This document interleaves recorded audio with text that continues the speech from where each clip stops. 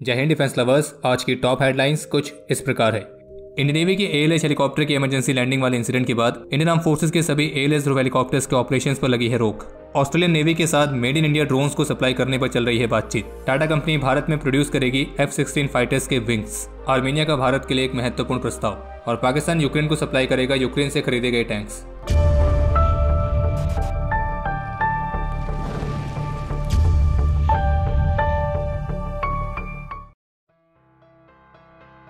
तो जैसा कि अभी 2 दिनों पहले मुंबई कोस्ट पर इंडियन नेवी के एडवांस लाइट हेलीकॉप्टर ध्रुव मार्क 3 को तकनीकी खराबी के कारण समुद्र के ऊपर एक इमरजेंसी लैंडिंग करनी पड़ी थी। तो अब ANI की तरफ से जारी लेटेस्ट रिपोर्ट के मुताबिक जब तक इस घटना के सही कारण सामने नहीं आ जाते हैं और प्रिकॉशनरी चेक्स पूरे नहीं होते हैं, तब तक इंडियन आर्म फोर्सेस की सर्विस में मौजूद इन एडवांस लाइट हेलीकॉप्टर ध्रुव के ऑपरेशंस को रोक दिया गया है। और इस रिपोर्ट में HAL ऑफिशियल्स के हवाले से बताया गया है कि HAL की तरफ से एक्शंस इनिशिएट किए गए हैं और वे अपने कस्टमर्स के साथ काफ़ी क्लोजली काम कर रहे हैं इस बात को सुनिश्चित करने के लिए कि इन हेलीकॉप्टर्स की जो फ्लीट है वो जल्द से जल्द फुली ऑपरेशनल हो जाए। और डिफेंस ऑफिशियल्स को उम्मीद है कि ALH ध्रुव हेलीकॉप्टर्स के जो ऑपरेशंस हैं वो जल्दी फिर से रिज्यूम किए जाएंगे। इसके अलावा एक बड़ा अपडेट यह है कि कल 10 मार्च को US की secretary of commerce Jinnah Raimondo की उपस्थिति में लॉकहीड मार्टिन और भारत की टाटा ग्रुप के बीच एक MOU साइन किया गया और इस MOU के तहत हैदराबाद में स्थित इन दोनों कंपनीज का joint venture Tata Lockheed Martin aerostructures limited, तो यहाँ पे फाइटर जेट्स के विंग्स का प्रोडक्शन शुरू किया जाएगा। और MOU के मुताबिक इन फाइटर विंग्स की 2025 में शुरू होने वाली डिलीवरी के साथ एडिशनल शिप सेट के विकल्प के साथ 29 फाइटर विंग शिप सेट्स का उत्पादन किया जाएगा। और इस MOU के तहत इस जॉइंट वेंचर में जो 29 फाइटर विंग शिप सेट्स का उत्पादन होने वाला है, तो ये fighter wings initially F-16 block 70-72 jets के लिए है, जो कि साउथ कैरोलिना के ग्रीनविल में स्थित US की फैसिलिटी में इन फाइटर जेट्स की फाइनल असेंबली लाइन के लिए यहाँ पे डिलीवर किए जाएंगे। और बाकी जैसे कि लॉकहीड मार्टिन इंडियन एयरफोर्स के MMRCA डील के लिए अपने F-21 फाइटर का भी प्रस्ताव पेश कर रखा है। तो अगर इंडियन एयरफोर्स F-21 को चुनती है तो इसी जॉइंट वेंचर में इंडियन एयरफोर्स के F-21 के लिए जो फाइटर विंग्स है वो यहीं प्रोड्यूस किए जाएंगे। और जैसे कि लॉकहीड मार्टिन ऑफिशियल्स कई बार कह चुके हैं कि उनका जो भारत के लिए F-21 वाला प्रस्ताव है, तो इस प्रस्ताव के तहत वे अपने इन फाइटर्स का प्रोडक्शन पूरी तरह से भारत में करने को तैयार हैं।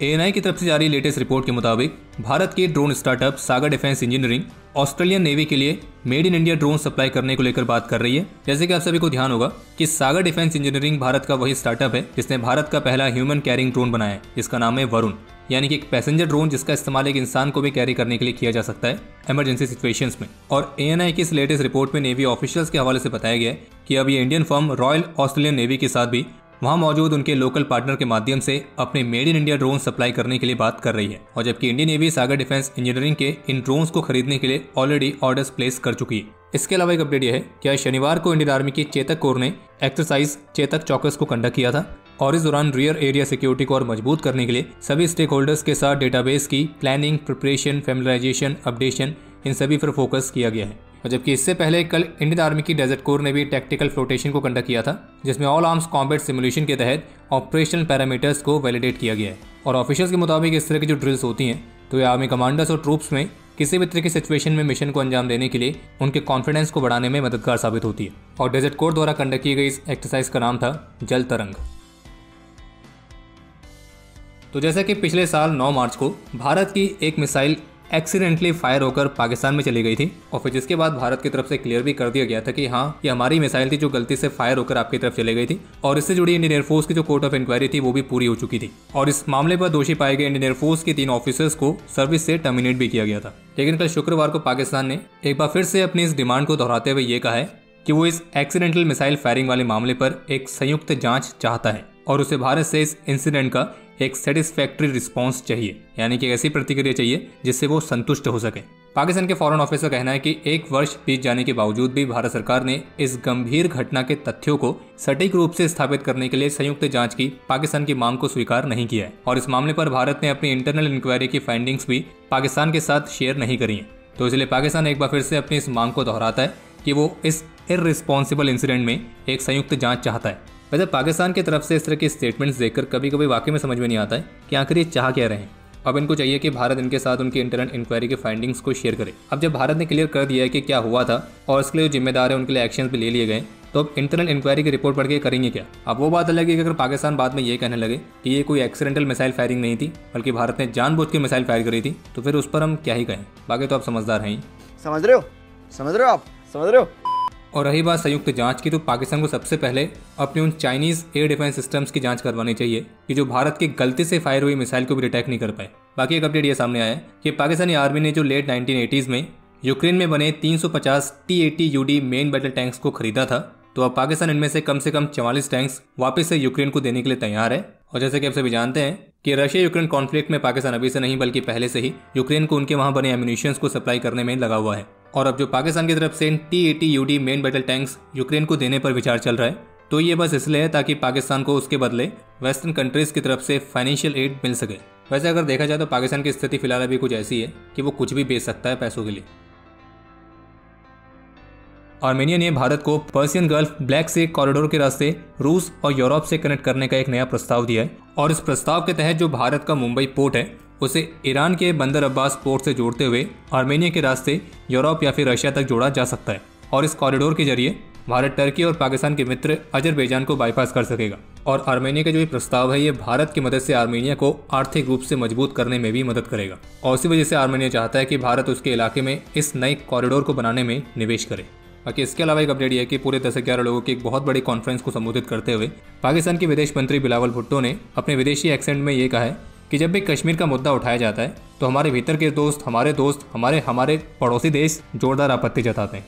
क्या हुआ, कंफ्यूज हो गए? हम ऐसा कुछ भी बना के नहीं बोल रहे हैं, उन्होंने ऐसा ही कुछ बोला है। आप चाहें तो उनकी वीडियो हमारे ऑफिशियल टेलीग्राम चैनल पर भी देख सकते हैं, जिसका लिंक वीडियो के डिस्क्रिप्शन में दिया गया है। बाकी सीधे सीधे कहा जाए तो भारत का जिक्र करना चाह रहे थे, बस दोस्त निकल गया, फिर उन्होंने उसको करेक्ट करते हुए पड़ोसी देश कहा। और कश्मीर के अलावा उनके पास कोई और टॉपिक होता नहीं है तो उन्होंने कश्मीर पर ही बात करी है।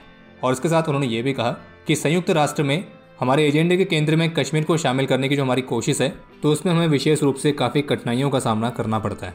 यानी कि पाकिस्तान के विदेश मंत्री ने स्वीकार किया है कि यूएन एजेंडा में वे कश्मीर के मुद्दे को सेंटर में नहीं ला पाए। भारत इस महीने 3 SCO मिनिस्ट्रियल मीटिंग्स की मेजबानी करने वाला है। पहली मीटिंग होगी 15 मार्च को दिल्ली में SCO स्पोर्ट्स मिनिस्टर्स की, दूसरी मीटिंग 17 मार्च को वाराणसी में SCO टूरिज्म मिनिस्टर्स की और 29 मार्च को होगी SCO NSA की मीटिंग। और इन सबसे पहले 14 मार्च को virtually SCO energy ministers meeting भी होने वाली है। और 29 मार्च को SCO NSA मीटिंग की अध्यक्षता भारत के national security adviser Ajit Doval करेंगे। हालांकि इस वाली मीटिंग का फॉर्मेट क्या रहेगा तो उसे भी डिसाइड नहीं किया गया। इसके अलावा एक अपडेट यह है जिसमें यूएस डिफेंस ऑफिशियल्स की तरफ से स्वीकार किया गया है कि हाइपरसोनिक वेपन्स के मामले में अभी दुनिया में चीन सबसे आगे है। हालांकि चीन और रशिया दोनों ने ही अपने हाइपरसोनिक वेपन्स के कई सारे सफलतापूर्वक टेस्ट कंडक्ट किए हैं, लेकिन जो चीन है वो इन हाइपरसोनिक वेपन्स के सपोर्टिंग इंफ्रास्ट्रक्चर और इन सिस्टम्स की संख्या, तो इन दोनों ही मामलों में वो रशिया से आगे है। हालांकि यूएस भी हाइपरसोनिक वेपन्स को विकसित करने पर काम कर रहा है, लेकिन फिलहाल अभी वो टेस्टिंग और डेवलपमेंट स्टेज पर ही है।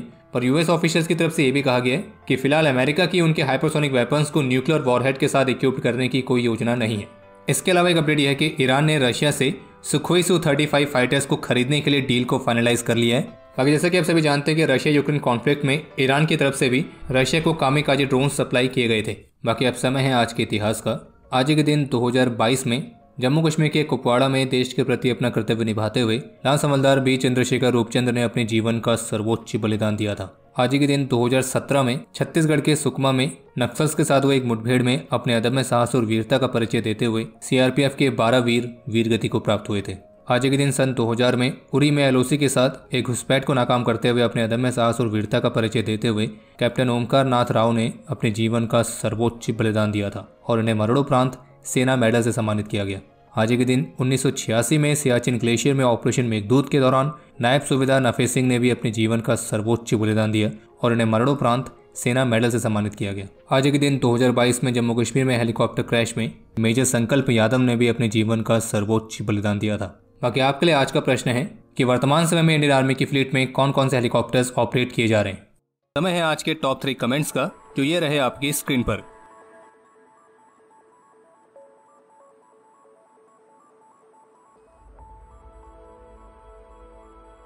आज के इस एपिसोड के लिए इतना ही। उम्मीद है आपको एपिसोड पसंद आया होगा।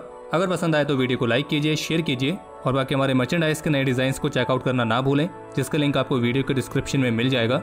और बाकी अगर आपने चैनल को सब्सक्राइब नहीं किया है तो चैनल को भी सब्सक्राइब जरूर करें।